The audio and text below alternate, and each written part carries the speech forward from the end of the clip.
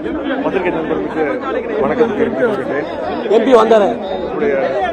சுதந்திர போராட்ட தியாகி, இந்தியாவிற்காக ராணுவத்தில் பாடுபட்டவர், சமூக நீதி போராளி, மறைந்த ஐயா திரு இமானுவேல் சேகரனார் அவருடைய 68வது நினைவு நாளை ஒட்டி மாண்புமிகு முதலமைச்சருடைய அறிவுறுத்தின்படி தமிழக அரசின் சார்பாக நானும் கழகத்துடைய மூத்த அமைச்சர்களும் சட்டமன்ற உறுப்பினர்களும் கழகத்தினரும் வந்து இங்கே எங்களுடைய மரியாதையை நாங்கள் செலுத்தியிருக்கின்றோம்.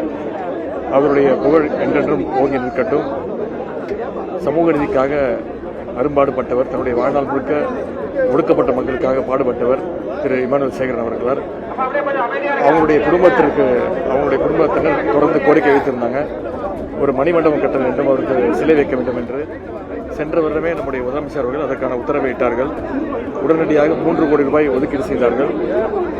அந்த நினைவு மண்டபம் கிட்டத்தட்ட 95% பணி நிறைவுற்று பரமக்குடி நகராட்சிக்கு சொந்தமான இடத்துல நினைவு மண்டபம் கட்டப்பட்டிருக்கிறது. உள்ள சிலை வைக்கின்ற இறுதிப் பணிகள், அவருடைய திருவுருவ சிலை வைக்கின்ற இறுதிப் பணிகள் நடைபெற்றுக் கொண்டிருக்கிறது. இன்னும் 2 மாதங்களில் அந்த மணிமண்டபம் சிலையும் திறக்கப்படும் என்ற செய்தியை இங்கே நான் கூறிக்கொள்ள விரும்புகின்றேன். அண்ணன் மறைந்த திரு இமானுவேல் சேகரனார் அவருடைய பணி ஓங்கட்டும். அடுத்து வர தலைமுறைகளுக்கு அவருடைய சமுதாய பணி, சமூக நல்லிணக்க பணி, சமூக நீதி பணி தொடரட்டும் என்று நான் கேட்டுக்கொள்கிறேன். நன்றி, வணக்கம்.